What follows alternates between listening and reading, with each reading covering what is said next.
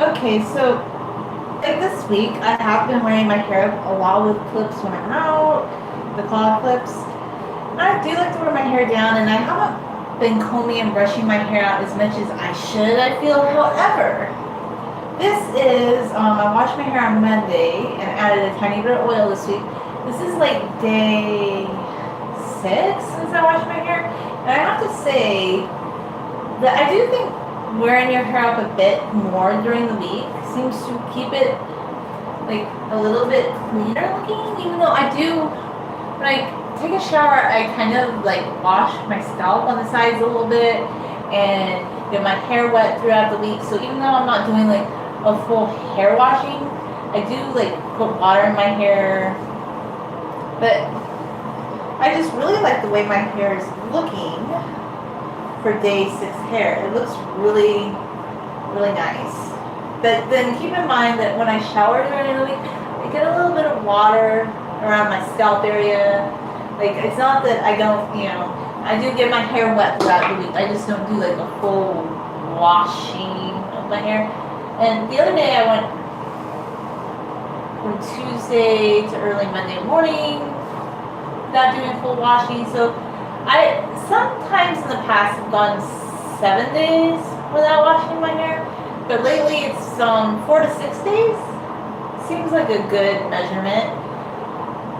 I basically will wash my hair fully no matter what. If I start to feel like I'm getting a little bit of scalp buildup, then like yeah, and I'm gonna wash my hair either tonight or tomorrow morning.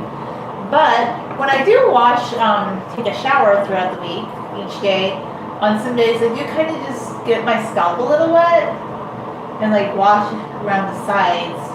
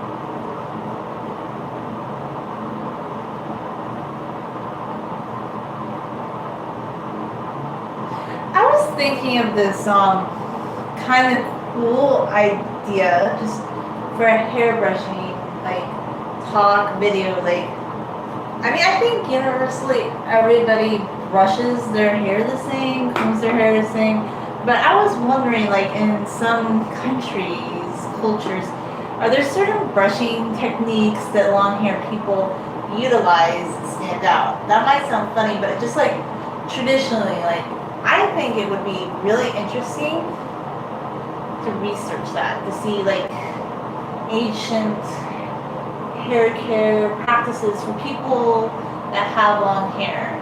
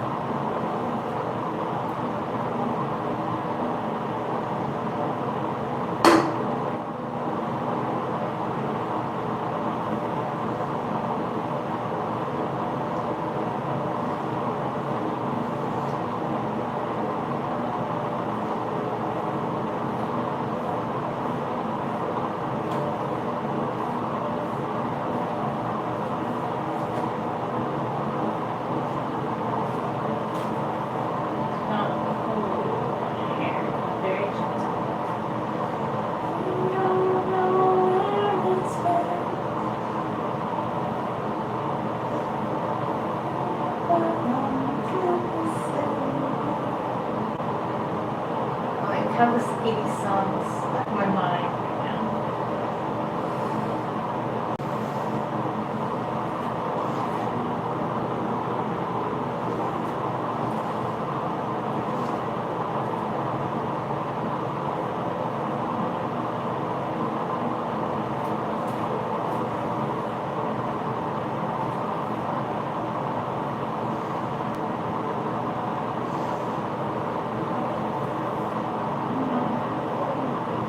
Gentle, but gentle.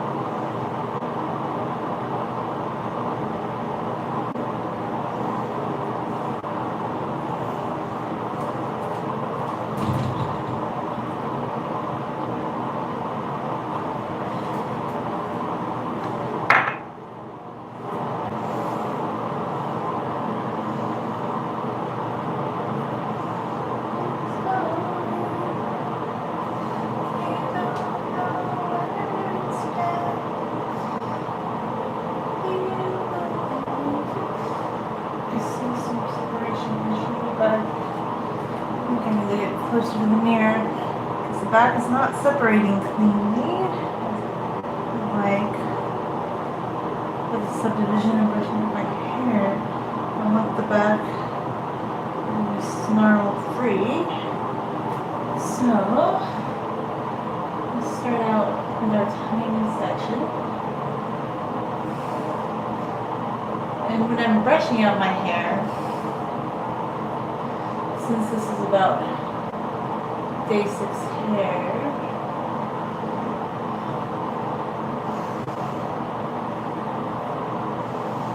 Let's see. Kind of maybe first want to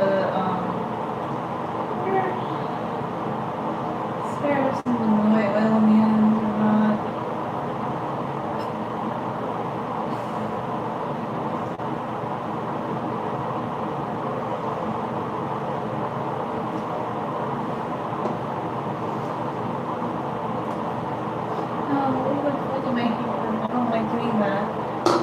Hard. I feel like I need to start out really gently soft with the comb. Can't find my comb. That sounds really lame, but I think I lost my comb yesterday. Another travel escape here. Always losing a comb. It was that nice shower comb. I took kissing mark with me. And it's gone. Oh well. I guess I'll just get a new comb. You know, because I never really loved combs in the past, but I just discovered I really like those shower combs with a handle because they're really, really wide toothed. Really makes this hair wet. It's nice and wet. And then just maybe that a tiny bit of little toots.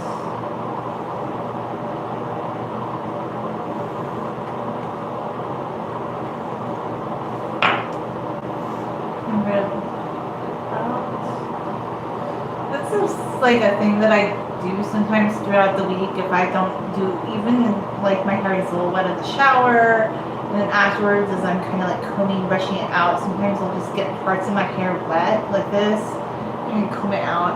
I feel like it just helps to make it look a little bit cleaner. It's just water, kind of bit of oil. I hate those leave-in the dry shampoo. I've tried it. I did not like it.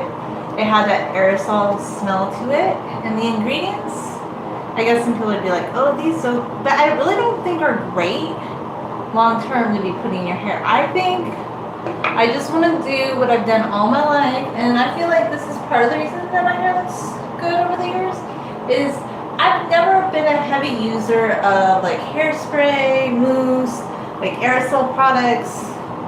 I've never been a heavy user of those products. I've just used like shampoo, conditioner.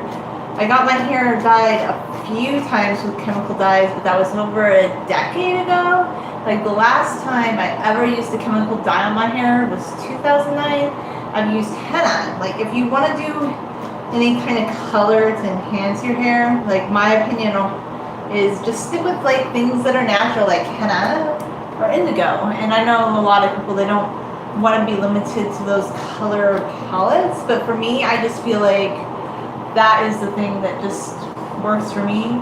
I don't want to put synthetic hair dye in my hair. I hate the way it smells. Henna is natural, but it does have an earthy smell, and even that can sometimes be a little too strong for me. Like I don't think I could be smelling henna all day, every day. Like I like more just, it's not that I don't like scented things, I just like more natural smells. I don't like things that are chemically, so I don't apply a lot of chemical products to my hair. I mean, of course, there's some chemicals in shampoo, that's a given. What I mean is I don't overdo it. I don't like constantly, like for instance, I ask you a lot, do you flat iron your hair? And I'm like, no, I don't flat iron my hair. I don't curling iron it. I feel like any kind of texture I have to my hair, it's just my natural hair texture, and that's what I like. If your hair is straight, go with it. If your hair is on the curly side, go with that. If you want to have slightly curly hair, I get it, you know, enhance it, but I'm not going to do anything heat-wise to alter the like way that my hair flows. Like I just feel like you braid your hair and enhances it. I have thought about curling my hair again. The reason I don't now is that my hair is longer. I don't really, I wear it down in a braid, but I don't wear it like down because I'm not like this person that's going to lots of special occasions. And I get it, like some people, they go to a lot of events and stuff, so they would wear their hair like down like that. I personally do not, so there's really no point for me, you know? I mean, I've thought about curling my hair. I just don't. I like to keep it simple, and I think simplicity, like not doing a lot of stressful things to your hair, is just what helps it grow. Like if you're constantly manipulating your hair, doing things to it, it's gonna break it off, right? So that makes it harder for it to grow. So like for me, I think it's just the not wanting to do lots of things that helps my hair grow, you know? Yes, some of it's genetic. I think eating vegan protein helps my hair a lot, because there is, you know, and also the fat, like in plant-based products, you need some fat. I'm not like completely anti-carbs. Some people think carbs are really bad, but I eat a variety of food to feel good, and I could eat even more optimally, but I'm not going to be one of those people who feels like I can only eat certain things, because yeah, it will show up in your skin and hair if you're like depriving yourself. Like for instance, just don't deprive yourself. Like eat and enjoy life. Like life is so short, right? And this one girl, like I don't know, she's vegan. I follow her, but it kind of scared me because she ordered like this salad and there was one slice of bread in there. And I get it. Like if you don't want to eat bread, then don't. But she was acting like eating this one slice of bread would throw off her plant-based diet, and she's really not eating a lot of food. Like because if you do eat a plant-based diet, you have to eat more, or at least eat like some higher fat foods like nuts and seeds. You can't just eat only a salad and feel satisfied, and she was complaining she doesn't feel healthy. And I think a lot of it is because she just doesn't eat enough. And I know, I get it. People are very, they're worried about their image. They want to be skinny. And you know, I weighed a little bit less a couple years ago, and I was kind of buying into that. And yeah, I could do better, but you know what? I don't worry about it because I want to feel healthy and happy over a certain aesthetic. So, you know, if being super skinny and following a certain diet plan is for you, you should do that. But I do think your hair can suffer a bit because this girl was also saying a lot of her hair was falling out. You know, crash dieting, not eating enough food, calories, protein, carbs, fat, like the combination can like wreak havoc with your system. You have to eat enough. So if you have a caloric deficit, it's going to make your hair fall out. It's just as simple as that on any diet. Like if you're crash dieting and you're like, oh, it's affecting my hair, yeah, it would, because you're not eating enough food. Like people are just so, like to me, I think you can look good. Like I'm not saying weigh 300 pounds, but you know, stop obsessing. Like, well, for me, that's just what works for me. I'm just going to eat and be healthy and happy. I'm not going to be one of these people who obsesses about like looking a certain way. Like I like the way my hair looks, but you know, I think being active and just eating a balanced, healthy diet is the best you can do for your hair. I think extreme calorie restriction, yo-yo dieting, that is definitely going to make your hair fall out. Of course, I'm not a nutritionist, but you know, maybe talk to a nutritionist. If your hair is falling out, it's usually a good indicator that you're putting your body through stress and you're not eating enough. It's a really basic just indicator. Like when you get too overly obsessive, like if you eat more just like natural foods, I think you'll be fine. Like for me, that's plant-based foods. Like eat a variety of good plant-based foods and be thankful and joyous for eating. It's not, I don't know, you just have to kind of break out of the traps that others will place on you, because a lot of people are not happy with themselves and they don't really care about health. They care about a certain aesthetic and they'll promote like a certain look to you. And if you know you're wanting to grow your hair long, you want to eat like nuts and seeds. If you're on a plant-based diet and legumes, like you do need some plant-based fats. You need to have some good plant-based fat and protein in your diet. I think carbs are good too, because honestly, I'm not going to cut out all like natural carbs. I'm not talking about eating bread all the time, but I do eat some fruit because your mind runs on glycogen. So if you cut out one thing,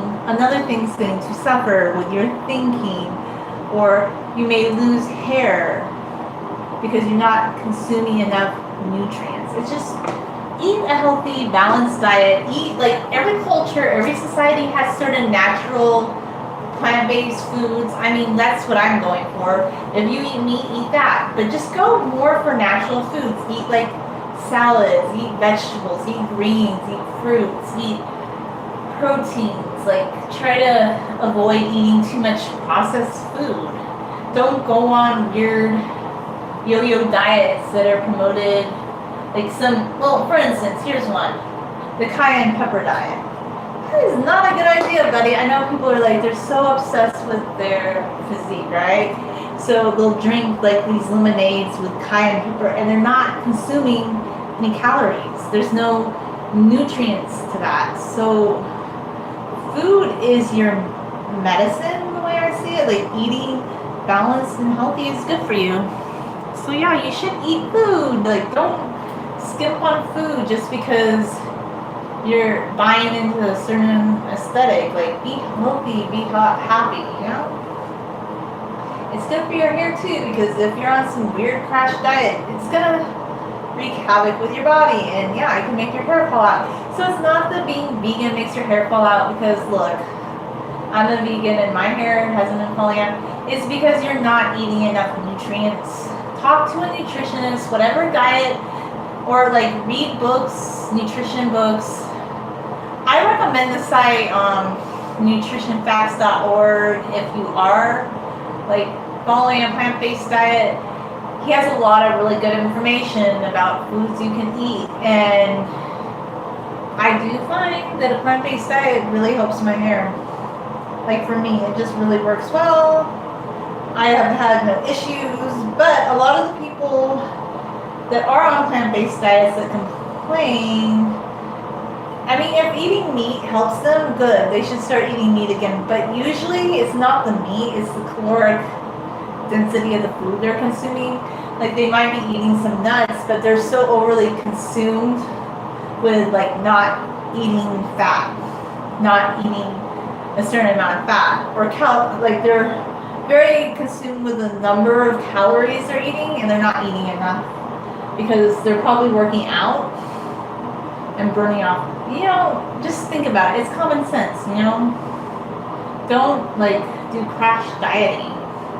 Don't follow some weird fad diet. Like, talk to a nutritionist. Talk to, like, for me, like, I do the plant-based thing. Dr. Grader has a lot of good information. You know, look at his website, nutritionfacts.org, if you do want to do the plant-based thing. He has a lot of good ideas about how to be vegan, plant-based, healthy, not like on some weird ratios where you're just eating bananas all day. Okay, if you're just eating bananas all day, you're gonna go bananas. I like bananas, but I am not gonna eat just all bananas all day. And P.S., the people who promoted things like that a few years ago, they're not doing that now. And I don't think they ever were off the camera. Like, whatever you see that seems a little too fatty, a little too like extreme on camera, that's not usually how it is behind the scenes, or a few years down the road, they're starting to eat like more nuts, more seeds, more like plant-based proteins. Like these raw vegan diets that are very low in fat are not a good idea, because fat's not bad for you. It really isn't. You just have to eat good ratios of food, and I don't even worry like about what ratio it is. I just eat what feels good and what's healthy. You know, I'm not like, you don't want to get too obsessed. Like, you know, just be balanced, be healthy, like enjoy life, right? Try to strive for like. And I don't even think you have to do like things like, well, now some people are like, you need to meditate, you need to do this to be like healthy mentally. And I'm like, well, what if you just do things you enjoy, like listening to good music and dancing? Like just basic things. Like I think we live in such a fast-paced society where everybody's looking at their phone all the time. I know if I look at the computer for a long amount of time, I don't feel good afterwards. Like you need to look up. You need to get away from just staring at a screen all the time. There's a lot of things in our modern society, like scrolling, like looking at screens all the time. Like you're with people, you're in the company of other people, but you're looking at your phone all the time. Like, put the phone away a bit. You don't need to be on your phone when you're around other people. Like, you can use your phone, but limit what you use your phone for, right? Like, just a good litmus test for me. If I'm at work, I don't need to look at my phone for like 8 hours. I can be shut Shut your phone off. If you're out and about, close up the phone, turn it off, or put it on silent, and don't be looking at it. Like, if you're shopping, don't pull out your phone every 5 minutes to text someone. Like, these things will make you feel more engaged, because like 30 years ago, people were looking up and around and engaged in their environment. And a lot of people are saying nowadays, why is everybody looking down and scrolling all the time, or constantly replying to a text? And I know this is something that bothers a lot of people about our modern culture, that people are just so engaged with their device. To me, it's just not, I'm not saying you have to be mismanners, but it's kind of disrespectful to people that you're with, whether they be salespeople or just people you're interacting with, that you have to have your phone out at all times. Like, you know, I get it. Like, yes, sometimes people have an important call. There are times, I'm not saying you can never take that important call, or can never text, or can never, like, post to Facebook. I'm not saying that. I'm saying moderation. Like, trying to find a time when you're by yourself and you're not surrounded by other people to do those things. Like, it can be a fun thing. It can be a treat. And by the way, I have balance. I don't have a television set in my house. I'm not watching TV constantly. Like, I chose, like, if I'm going to do internet, I'll work on a website, or I'll watch a video online, like, or I'll read a blog. I don't do lots. Like, pick the type of social media or media you're going to be interacting with, and make it that one. Like, don't make it 3 different things. Don't make it radio, TV, and I don't know, like, phone. Like, limits. Put limits on it. Don't. And I think I can even get to be better at this, because I feel like you don't want to spend too much time on the internet. Even if you're working on a website, you want to, or doing something that's productive for your own social media, you don't want to spend all day on it. Like, you do want to maybe take a break it up, work on some other projects, you know, balance. But when you're around people, even if they're a salesperson, like, just put your phone away, say hi, ask them how their day is. Like, nobody does that anymore. Well, where I live, like, a lot of people don't. Like, there was this one girl, I asked her how her day was, and she was so surprised that somebody at the store asked her how her day was, because she said the person previously was screaming at her, because I was at the Dollar Tree a few months back. The person was screaming at her because they had to count the number of, like, glasses she was buying to make sure it was the right amount to bring her up, and they were accusing her of all sorts of things, like saying that she was discriminating against them. But they, as a customer, okay, I know the customer's supposedly always right, but sometimes the customer isn't always right. If you go into stores and you treat the cashier like they're not a person and they're just some robot serving you, and you think you can say whatever to them, that's not respect. You can put your phone away when you're in public and look up. It's good for your posture, by the way. Look, standing up straight, it's good for your posture. Bending over at your phone, that's gonna create bad posture. It's just simpleness. Like, put the phone away when you're out and about. When you're by yourself, the phone can come out. You don't need to be nursing the phone. It's not a bottle. Like, somebody made that analogy to me the other day. They're like, are adults being nursed by their phone? Is the phone like the moth? And I'm not. I love social media. I love phones. I love technology. But I know how to limit it, and it makes me feel better. Like, when I start feeling like I've spent too much time, like, scrolling, that's when I start feeling kind of, I don't know, I don't feel as good. I feel like I'm not as aware of my surroundings. Like, I'm missing out on the present. Like, you can moderate it, right? Like, to me, I just think looking up, interacting with people, not having your earphones in, like, all the time. I get it, if you're running or you're at the gym, that's one thing. But let's say you're out in public and you're in a store, like, take out your earphones, look up, put your phone away, interact with people. Like, don't just act, unless you're going to the self-checkout. If you're just going to go to the self-checkout, fine, you can do all that. But I just think if you're in a main checkout line, just common courtesy, respect, like treating people like they're human beings, like being polite and courteous, that didn't like suddenly go out of style just because we invented phones, right? You know, certain things we're still, and I think we've lost that ability to just make small talk, be polite to people. Like, you don't have to like be fake. I'm not saying be fake. I'm just saying like you can say hi, how are you doing? Like, you can show some manners, like talk to them a bit. Like, it's okay. You can talk to a cashier in a store, and a lot of them actually really like it. And I'll tell you a secret too. I get better customer service sometimes, even on the phone. Like if I'm calling a company and I have a problem, because I've been polite, because I take the time to talk to someone. I've had people tell me before that one time I was going to be charged for this thing that I forgot to cancel, but I was really nice about it, and I called in, and the customer service person told me something.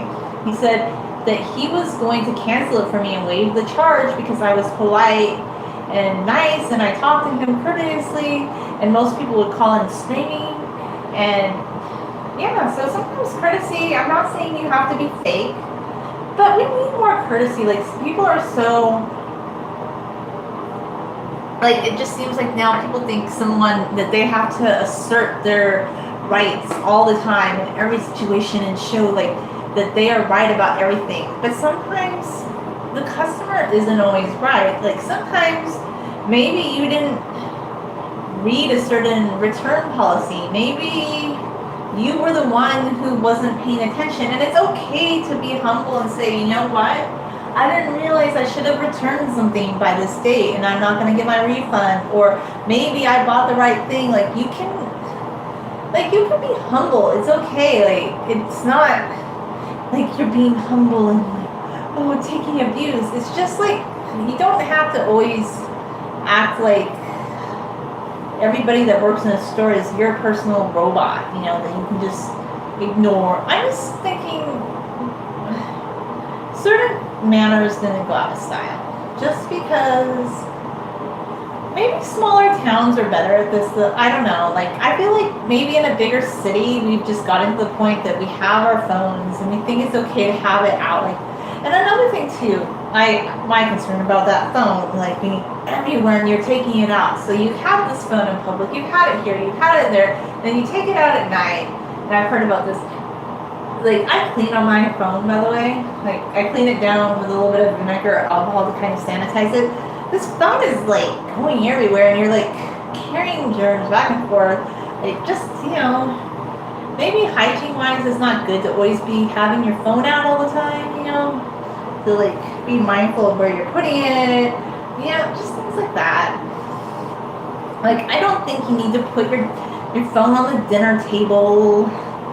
You know, I'm not a germaphobe, but there's just certain things like I've noticed. Like, I don't know, like maybe this is in movies too. Like, oh, this is one thing that I've seen in movies. Like, maybe people do this in real life, but we never do this. Okay, somebody will have a briefcase or a backpack. It's been on the floor. It's been in other places, like all around.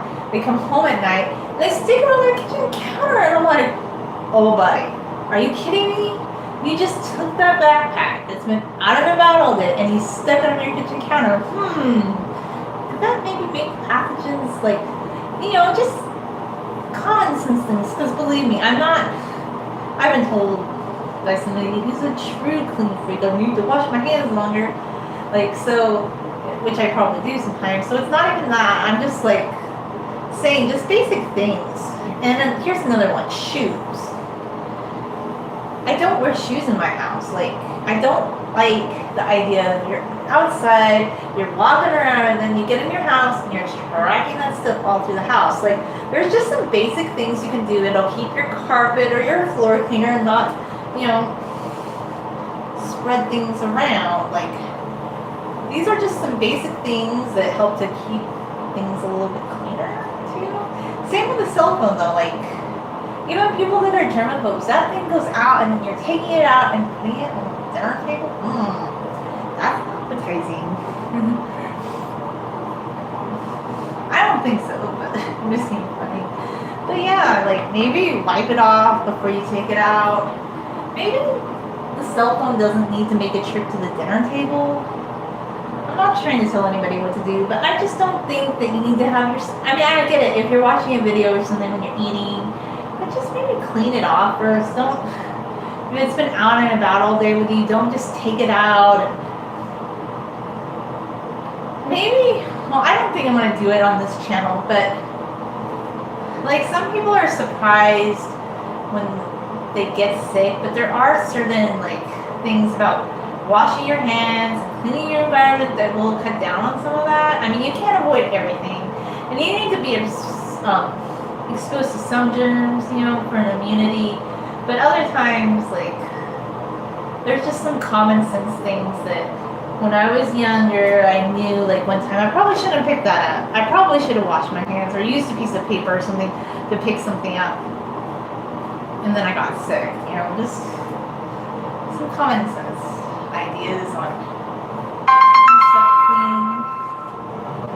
So, I don't know who that is, but I'm not answering the phone. I hate it when my phone rings. I really do. Like, I should have muted that sound. I don't know what it is. Like, I'm one of these people, I don't like I like phones, but I don't like it when somebody I don't know, the number is a 949. So I don't even know who that is. It's probably somebody selling me solar panels. Oh, yes, this is the new thing. I don't know about other states, but here in California, a few years back, they decided solar panels are great for the environment. And yes, they can be. But here's the thing. Now, all the live long day, they call us, trying to sell us solar panels. And sometimes, this is area code from New York, and there are people in New York who are trying to sell us solar panels. And this is a new business where they call you all day long asking you if you want to buy solar panels. And I'm like, you know, I live in an apartment, right? They're like, yeah, but do you want to buy some? And I'm like, buddy, I don't own a house. Why would I be buying solar panels? Maybe it's just. And then later you get a call back from them again sometimes, unless you block their number. I didn't even pick up to find out. So yeah. I've also been getting some other fun, like, okay, I've had this cell phone for 2 years, but there was this man apparently who had it before me, and I don't know what happened to him or why he doesn't have this number anymore, but he was he probably got sucked into this pyramid scheme because these people were calling for him and they were leaving messages even though I leave my name on the message machine. Obviously they weren't listening to it and they were just leaving messages for him for like a year. I think they finally figured out, oh my goodness, this isn't his number anymore. But yeah, it was like some pyramid scheme. Like I googled it and I'm like, oh, that's interesting. And they even have like an Instagram account for their pyramid scheme. So I don't know, I'm always like, I've had some funny stories with cell phones. Like my mom, she never wanted a cell phone. She was really anti-cell phone for a long time. So finally, in 2009, I thought, well, maybe she wants one for emergency. So I gave her one because I had 3 lines on Verizon back then. I gave her one of the lines. And I would sometimes check the messages for her. This was before she got into checking cell phone messages. Now she texts and everything, but not all the time. Like she's embraced the smartphone. But it was so funny because people would be leaving messages for her, and it wasn't for her, it was for somebody else with the same name as her. And it was just really strange. Like they kept leaving messages and they were getting more irate, and sometimes they would leave messages for this kid, like screaming at the kid, the mom, why aren't you here? I'm here to pick you up. And I'm thinking, this is your own child and you don't know his cell phone. And they were just leaving so many messages. After a while, it was kind of amusing. So I was finally glad to get rid of that line because like the voicemail just got like filled up with messages for other people. It's pretty funny though, like when somebody who used to have a phone and they're calling you and leaving messages for this person, and especially like when it's Valley High Kia. Oh my gosh, Valley High Kia, stop calling the phone. And that was for another lady that gets messages on my phone. I'm just like, after a while, are they just misdialing? I don't know. But I always get messages for Valley High Kia, and I'm like, oh, it's Valley High Kia calling you from Victorville. Victorville, up the hill in Victorville. They used to have ads for that. This is totally random. But Victorville is up the Cajon Pass, but they don't go up a highway, like up Highway 18, like where the mountain I grew up, they go up a hill, like the Cajon Pass, where it's not windy. It's just like straight up, and like it's interesting, like the incline as you gather elevation. So yeah, that's just another randomness. But if you have a cell phone and people are still calling it, and this person hasn't answered in 2 years, I think. Well, they finally stopped calling that guy, but I still sometimes get calls for this lady. I've had this phone since July of 2016. I don't know. I guess they still think that this is her number. These people did not update their phone number when they changed their phone.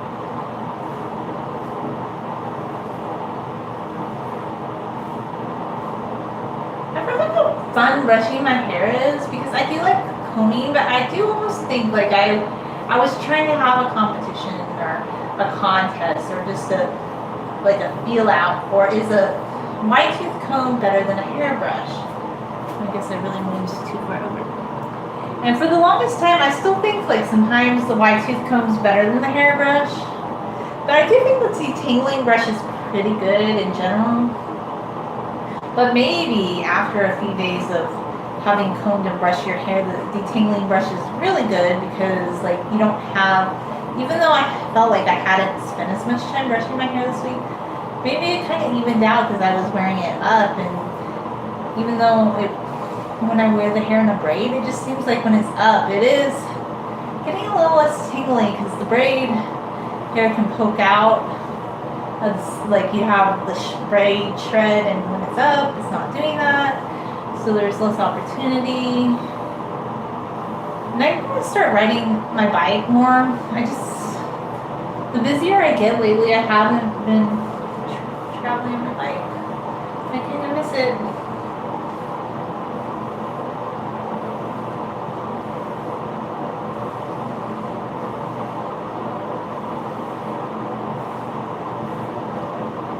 Oh yeah, so that's what I want to talk about next. You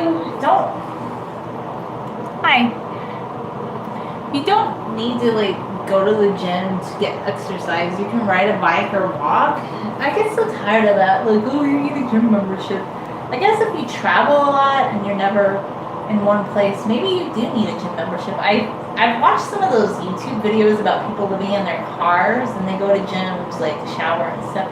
I think for them, yeah, that works out, but I just think a lot of people, this is just me, I love being outside on a day off. So if you have a day off or some time off and you have this really cool park next to your house, wouldn't you rather go walking up a hill in the park outside as opposed to going to a gym? But that's just how I think. Like, I like being outside, and I think there's plenty of opportunities to get exercise outdoors as opposed to like having to pay money to be like getting fit. Like, first off, there's so many things you can do. You could clean your house from top to bottom. Like, I mean, cleaning, really thorough cleaning, like dusting, getting it high, cleaning up shelves.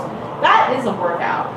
You can do that. Like, you could garden, you can walk, you could abandon your car for a day, okay? In California, this is not a popular idea. But if you walk to do a lot of your errands, or even if you're running to catch buses, like, it's a lot of work. You have to walk to the location, make sure you're early, really plan it out, and then walk from your location, or like if you're riding a bike, uphill. Like, if you just ran errands for a day on foot or on bike, that's a workout. Like, look at the Netherlands. Like, people, it's more acceptable. I still like this.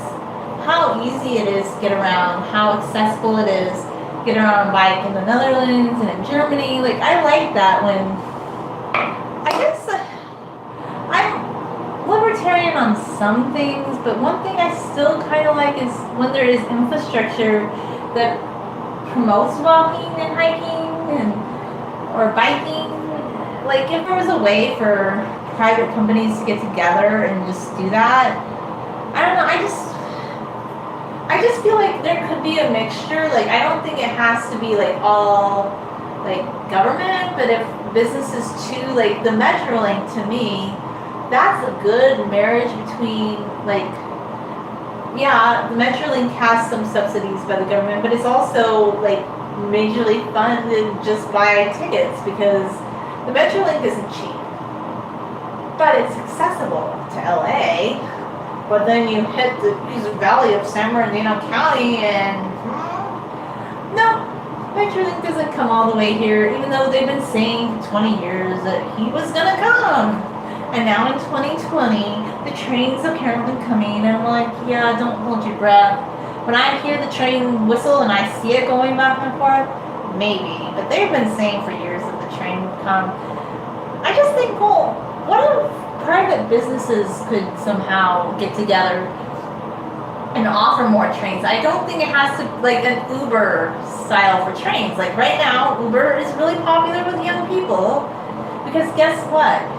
Like this is true. Like a lot of young people value experiences over, having to drive their car everywhere. Like they don't mind paying someone else to come pick them up. And a lot of, by the way, liberal people, I don't know why, they hate Uber. Like, why? Uber is convenient. You can use your phone. It'll pick you up. It encourages people not to drink and drive. And I really like Uber. And it gives people a way, if they want to earn some extra money, to do that. So I just have always thought, why are you so anti-Uber? Especially when back in the day, like, people like, just take a taxi cab. Well, like as a young woman, I hated taking the taxi cab because they wouldn't always come to pick you up, and some of the cab drivers were polite, but there were a few that were kind of like just rude. In Uber, I feel much safer, and I just was like, okay, when these liberal people are like, oh, the Uber's so bad because it's taking jobs away from the taxi, but the taxis wouldn't always come pick you up. The taxis don't want to create an app. Like the taxi cab drivers don't want to create an app that's accessible. So I thought if some private businesses could get together and create a train that would go everywhere in California. And by the way, this isn't even like not in it. There used to be trains and streetcars that went everywhere in Southern California, like everywhere, where you would just have to walk a block and get on one. And it was like that on the East Coast too. Like there used to be streetcars and they were displaced by the car because once people started driving cars more, there was less of a need.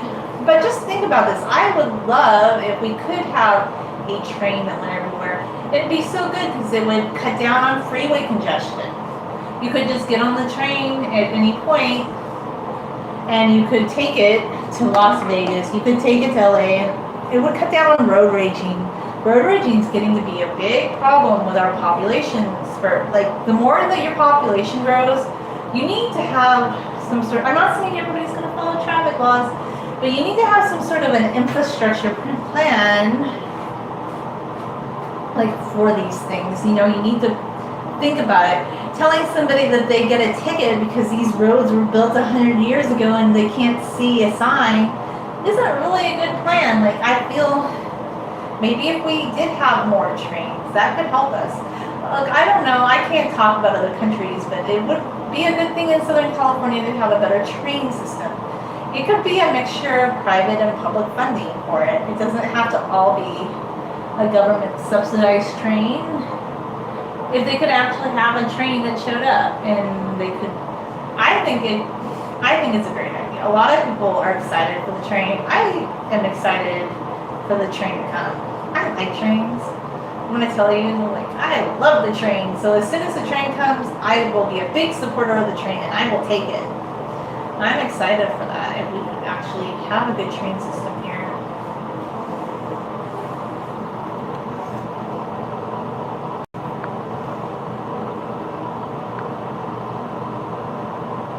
Thanks. I appreciate all the nice comments. Sorry I wasn't looking at the comments earlier. I've just kind of been brushing and contemplating, do I prefer the comb or the brush? Today I feel like I'm pretty into the brush. Like it feels like, this is my one complaint about like at the ends, I want to always start at the ends, right? But I want to be really soft on my ends, and I feel like sometimes if you start out with a brush, it's a little too rough, but the comb kind of gets the ends like kind of flared out of it to where I can start combing, brushing. But today it's been pretty good. Like I'm getting through everything pretty nicely.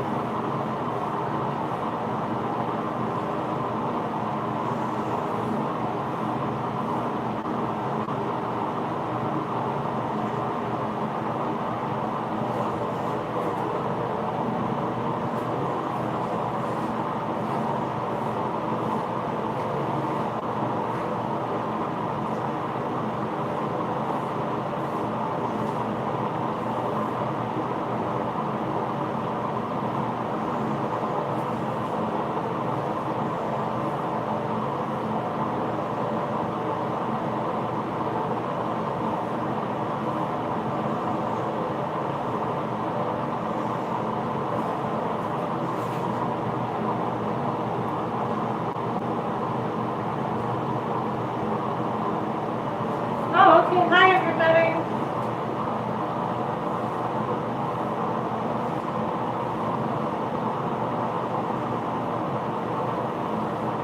I really like to train. Like, I tried to think for the longest time. Like, I just want to be honest, like, about how I feel about things. Like, I do like some libertarian ideas. I'm not, like, I think they make the most sense. But I just would like to see infrastructure, like, be improved. Like, I do think we do need, I don't think we can completely give up on infrastructure. If we can find, like, a private, public way to finance it, I think that's good. But that is just one thing we have to, like, especially if you live in a population dense area, we have to address that as the population increases, we need a way for people to get around, and like making trains more accessible is a good way, you know? And like with the Metrolink, it's a little bit of both. Like it's partially public funded, but a lot of it's private funded by the people who pay. It's not cheap to take the Metrolink. Like it's almost as expensive as driving in your car. So when people take the Metrolink, they're not taking it because it's cheaper than driving in their car. They're taking it because it's more convenient, because if you get on the freeway, it's always backed up and you have to find a place to park once you get to LA. And I know LA parking is worse than our parking. People love LA, right?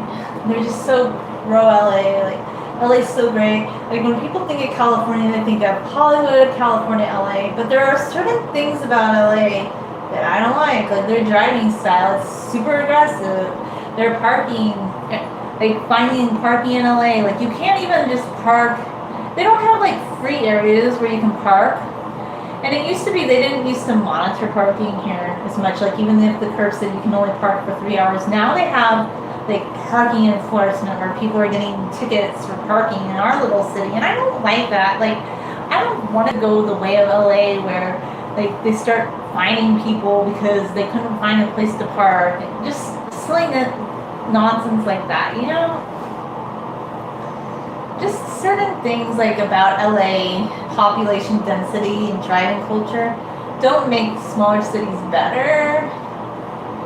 I feel like the train could help a little bit. Like maybe if we did have the train, more people would take it. I'm not saying you couldn't drive, but that would alleviate congestion because more people take the train to LA from all different parts of Southern California. They're getting close to their place of work or to go shopping or whatever. They can get off the train nearby. They can get on a bus nearby. They can take an Uber. And they're not having to park, they're not having to clog up the freeway. It's another option. You know, it's really like, I just think there's gotta be a way that we keep infrastructure safe. It doesn't have to be completely like publicly funded if people are worried about that. Because honestly, like let's look at it. The government keeps saying every year we're gonna get the train, and it never comes. Like, but if some private businesses could get together and maybe offer a competitive solution, something like the Uber trains, because Uber is very popular, and anybody who hates on Uber, they don't really care about the safety of others, of people who might not drive. They don't, okay? Like, any person who said take a taxi instead had no clue how taxis wouldn't come pick you up, how they didn't want to pick you up, or they weren't going to pick you up in the time that you needed to get somewhere.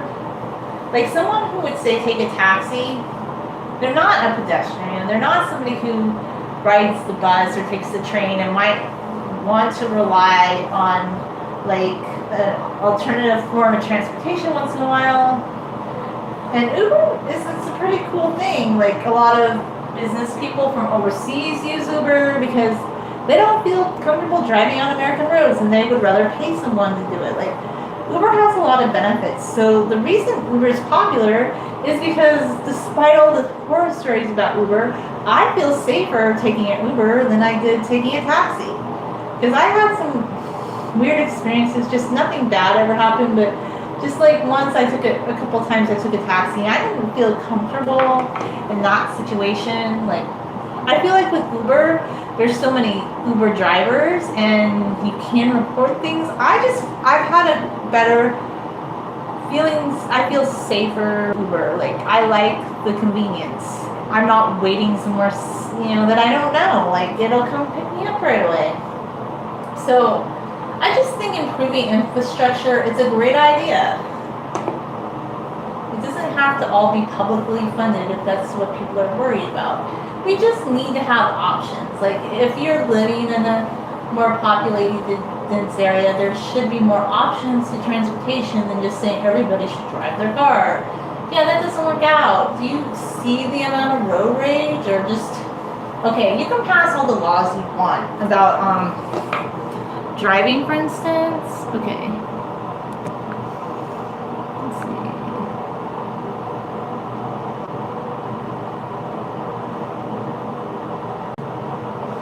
Oh, this is sweet, guys.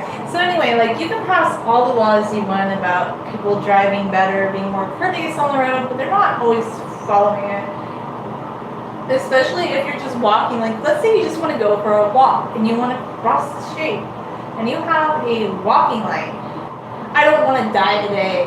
That's sometimes what I've said to people crossing the street on this one particular street, because they won't even let you finish crossing. And the fact that there were some elderly people that were hit in our city. Like, there's nowhere that anybody needs to go that fast. And we have lots of driving laws. It's just about courtesy. Like, if you're in a car or anything, like, I think people need to plan out their routes better. Like, my opinion. Like, if you're taking a bus, car, no matter what, you need to leave earlier. I know that's putting a kink in your day, but like somebody was telling me, they're doing construction on this road and blah, blah, blah, blah. And I said, well, if you leave an hour earlier, it gives you that time so you don't feel like you're rushed. And then I just got the response, well, if you don't have anything to do, that's a good thing. But I don't know, if you're going to work or school, what are you doing before work and school that, like, is taking priority over that? Or, or if you have an appointment, like, just plan ahead. Germans are really good at that. Like, they're never late. Like, but sometimes they're a little too obsessive about that. No offense to Germans, like, just a little too obsessed about that. Like, I knew this one that was so obsessed with getting places and going to doing things to his own itinerary that it got just very, like, disrespectful to me, like, as a friend. But they're very good at getting places on time. I'll give them that. Like, they're very good at that. But so anyway, they're very good at that. So why don't people here in Southern California leave earlier, get up earlier before they go places? Like, that is the problem with road congestion. People don't leave early enough. Okay, I guess if you're, like, vying between 3 jobs, I totally get it, but the road didn't all of a sudden, like, okay, like when it comes to driving trips, the amount of you had to drive didn't all of a sudden decrease just because you had to leave later. You can't get mad that there's congestion, right? But a lot of congestion is from multiple things. People be on makeup when they drive. And you can pass all the laws you want against that, but I've seen it all. I've seen people taking selfies in an intersection. Just a plain old Southern California intersection.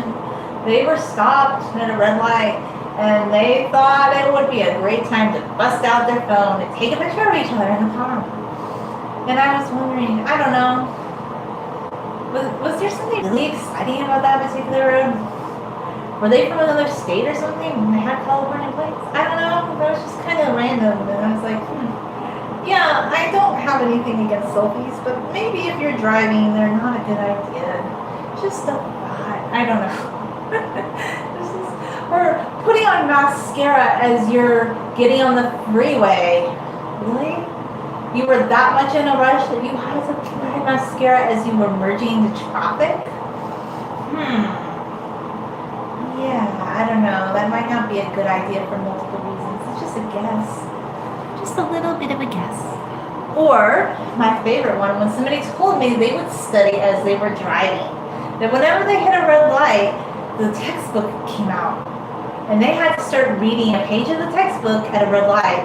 And I was like, oh my. I know you want to study, you want to get a good grade, but, you know, all sorts of things could be happening. Just a thought. I don't know. I'm just like, yeah, interesting. Yeah, I don't know. You're never going to change these things, but it's just some ideas that I have that I don't think it's real safe to be doing some of these things. Then you can pass all the laws you want against like any kind of behavior, but it will actually happen. And I think, and I'm not trying to stereotype, and I just know this, California drivers are not super courteous. They're just not. Like they, and other people who come to our state from other states, they don't even want to wait for you to cross the road. Like you get 2 seconds, traffic light, here you are, 2 seconds, you better run across. And then if they see you and you start to cross and they think that they have enough time to make their right hand turn, because you can make a right hand turn on red, by the way, in our state, they'll just go for it. Or here's another thing, you can be waiting, you're waiting to cross the street, and you have stepped off the curb, and here they go, and it's always like this big SUV, and they're going, and you're like jumping back on the curb, and I'm like, oh thanks, I wanted to die today. Or just like coming this close to you. Like the one time I was crossing the street when it was raining, and the car was like, it came this close to me, and I was like, oh wow, you knew I was there. Did you just road raginess? Like, you see it all. Like if you walk or bike, you'll see it all. You will see so much like scary driving habits, but people just need to be more courteous when they drive. That's it. Just the amount like of discourteousness, and it has nothing to do with the amount of laws you pass. It just comes down to common courtesy. You share the road with other people. It's not a VIP rocket to the moon. If there's somebody crossing the street, you can wait. I'm sorry. I had some guy tell me once that old lady better cross the road faster. And I'm like, you know she's in her 80s, right? And he's like, no, I have somewhere I have to go. She's taking too long. Like, just so hurtful. And some of these same people, like, claim to be liberals and claim to care about others. But when they get behind the wheel, they become these road ragers or road warriors, and it's all about them and getting to their location faster. But guess what? What if they had left an hour earlier? And to just leave earlier, like, to me, this is one thing I like to do, and I'm always thinking ahead.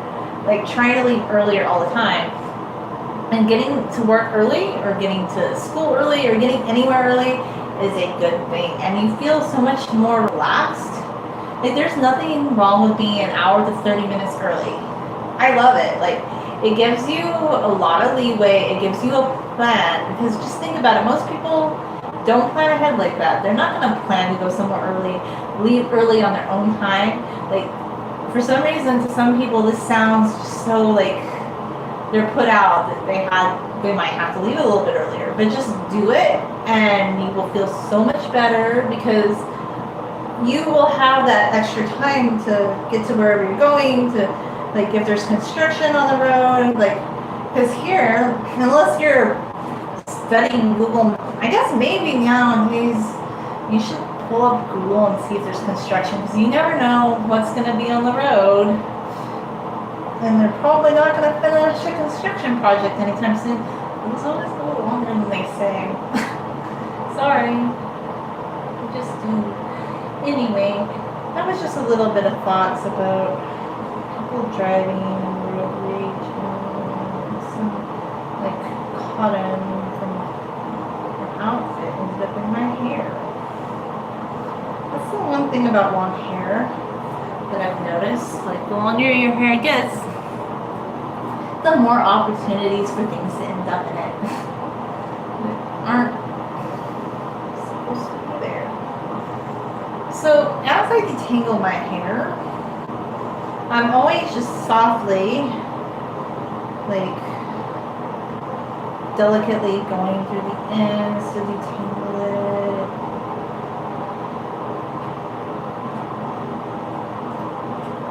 Okay, so I'll be back in a few minutes.